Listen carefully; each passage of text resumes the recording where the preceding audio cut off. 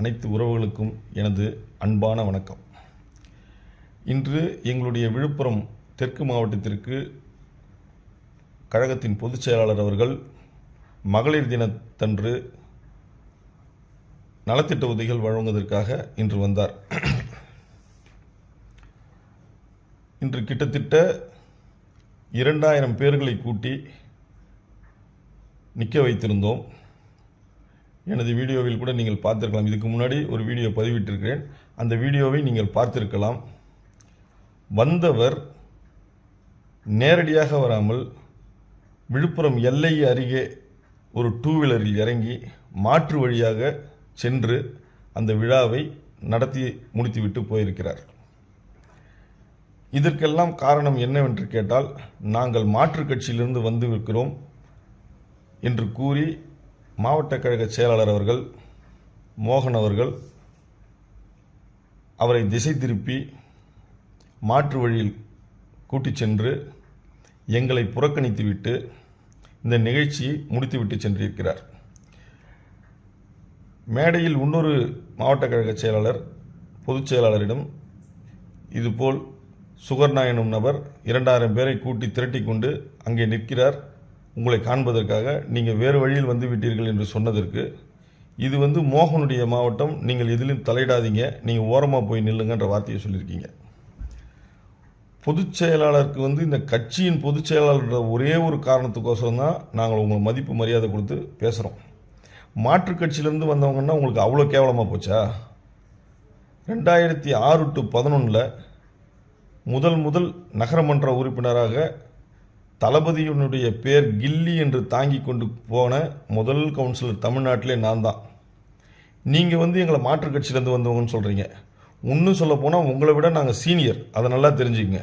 நீங்கள் 2006 எங்கே இருந்தீங்கன்னே தெரியாது.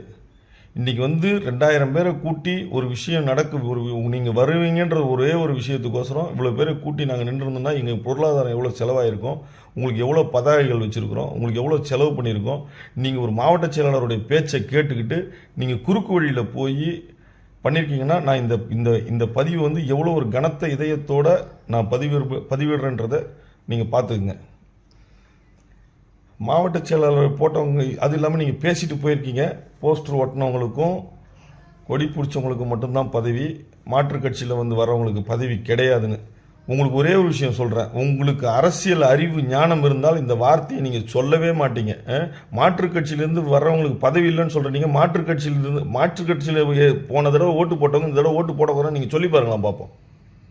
நீங்கள் தளபதி அழிக்க வந்தீங்களா, இல்லை தளபதி நீங்கள் 2026 இந்த மாதிரி பேசி காலிப்பட்டு போயிடுவீங்க போல இருக்கு. தளபதியார் அவர்களே,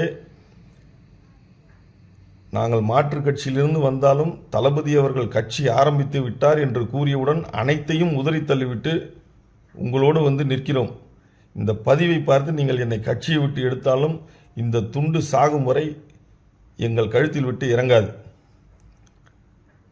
ஒன்றே ஒன்று கூறிக்கொள்ள விரும்புகிறேன், இதுபோல் மேடைக்கு மேடை மாற்றுக் கட்சி என்று சொல்லி வந்தால் இந்த கட்சி 2026 டெபாசிட் கூட வாங்காது என்பதை வருத்தத்துடன் தெரிவித்துக் கொள்கிறேன். எங்கேயாவது உங்களுக்கு அரசியல் அறிவு ஞானம் இருக்கா?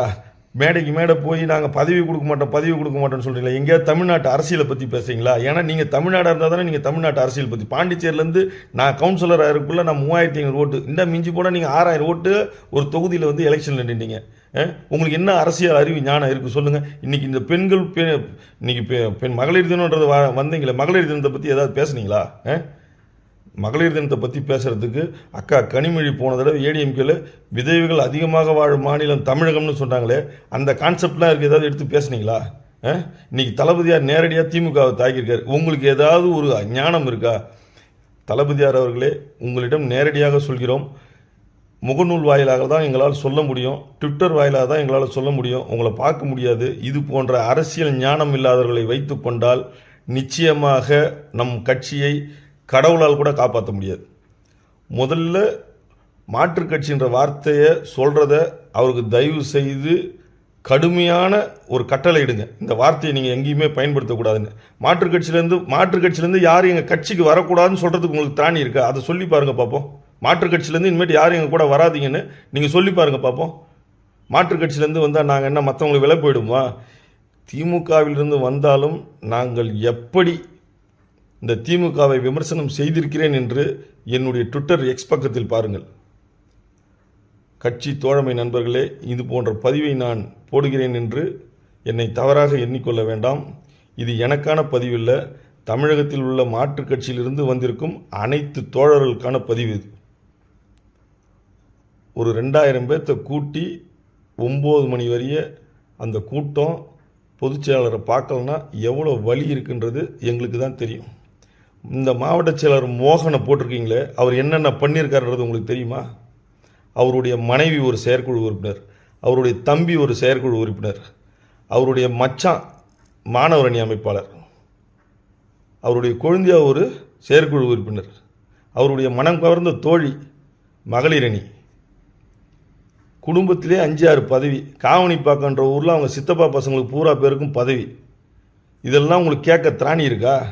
திராணி இருந்தால் கேட்டு பாருங்கள், விசாரிச்சு பாருங்கள். அந்த 15 பேர் போட்டார்ல, அந்த 15 பேரில் யார் யாருன்னு சொல்லுங்கள் பார்ப்போம். இவங்க எப்படி கட்சியை வளர்ப்பாங்க? தளபதியார் அவர்களே, இதை நேரடியாக நீங்கள் கேட்டு அவருக்கு ஒரு கட்டுப்பாடு போடவில்லை என்றால் நம் கழகத்தை கண்டிப்பாக கடவுளால் கூட காப்பாற்ற முடியாது. நீங்கள் இந்த வீடியோ போனதை நீங்கள் என்னை என்ன விமர்சனம் பண்ணாலும் சரி, இல்லை என்னையே கட்சியை விட்டு எடுத்தாலும் சரி, ஏன்னா என்னுடைய நேம் சுகர்ணானா யாருக்கும் தெரியாது, கில்லி சுகர்ணானா தான் எல்லாத்துக்கும் தெரியும். ஏன்னா அந்த பட்டத்தை நான் வாங்கிட்டேன். நீங்கள் கட்சியை விட்டு எடுத்தாலும் இந்த சாகும் முறை இந்த துண்டு தோளில் இறங்காது. உங்கள் பின்னாடி தான் நான் நிற்பேன். ஆனால் இது போன்ற நபர்கள் உங்களோடு இருந்தால் உங்களுடைய திறமையும் உங்களுடைய அறிவு சார்ந்த விஷயமும் உங்களுடைய பார்வையும் வேறு மாதிரி இருக்குது. ஆனால் கோமாளி கூட்டமாக இருக்குது. கண்டிப்பாக சொல்கிறேன், கோமாளி கூட்டமாக இருக்குது. ஆனால் உங்களுக்கு தப்பான தகவல், கிரவுண்டு உண்மையான கிரவுண்டு வேல்யூன்றது உங்களுக்கு சொல்கிறவே மாட்டுறாங்க யாரும். ஒரு மாவட்ட செயலராக இருக்கிறவங்க அவங்களுக்கு என்ன வேலை, என்ன பண்ணணும், என்ன அறிவுன்றது சுத்தமாக யாருக்குமே தெரியல. தயவு செய்து தளபதி அவர்கள் நேரடியாக தலையிட்டு இது போன்ற விஷயத்தை சரி செய்யுமாறு தளபதி அவர்களை பாதம் தொட்டு கேட்டுக்கொள்கிறேன். நன்றி.